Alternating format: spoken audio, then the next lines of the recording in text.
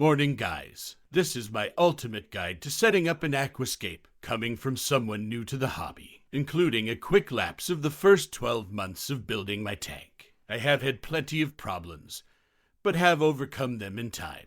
There are links to the equipment I have used and the cheapest places I found them from on Amazon.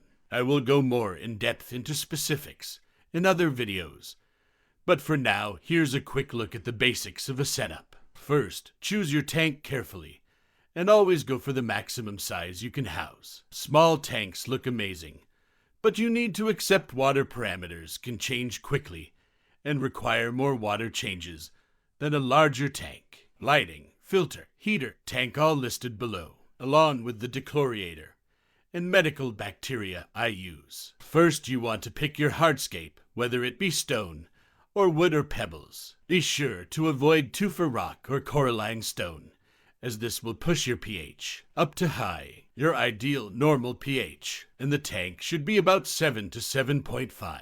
This will differ if you add CO2 to about 6.5 6.7, but we will go through this more in coming videos. Once you have picked your scape, pick your plants according to their growth and water parameter. Simple plants like Ludwigia, Lindophylla, Anubias, which is slow growing, or Rotala, are a perfect pairing for beginners. Next, you want to pick your lighting carefully. You can either go budget on a timer, or like me go for the Fluval plant 3 as it is fully customizable. Before filling your tank, make sure all of your hardscape and substrate, in my case, Fluval stratum as an aquatic soil, and Udipcac sand is well washed to keep down murky water. Fill the tank using a dechlorinator. In your water, I use microbe lift xtreme, listed in the description.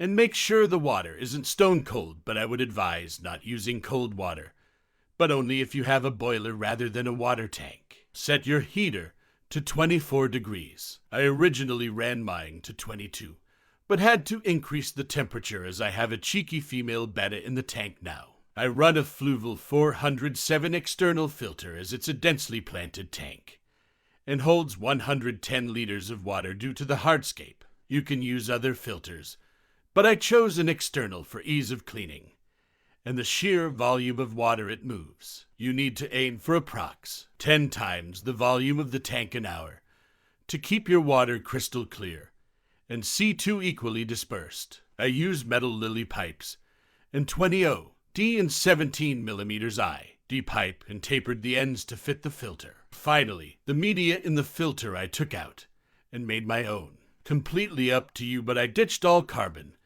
and pollutant trapping media, as unless you keep an eye on it, has more chance of damaging the tank than helping. I will do a separate video shortly to show you how my filter is set up. Finally, you can turn it all on and run it up for a minimum of 2 weeks before adding your first tank mates. It's imperative that you buy a basic aquarium test kit to test your water throughout this period to check your tank is cycling.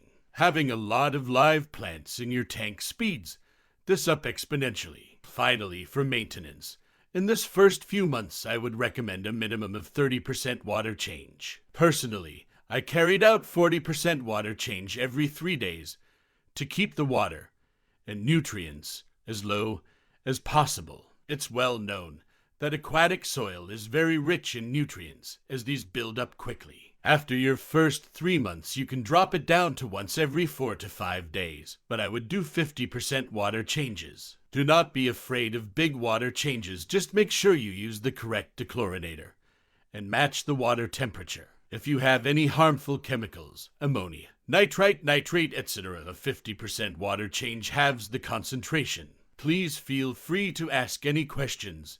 I will try and help where possible. Thank you for watching, and hopefully you will stick around for more.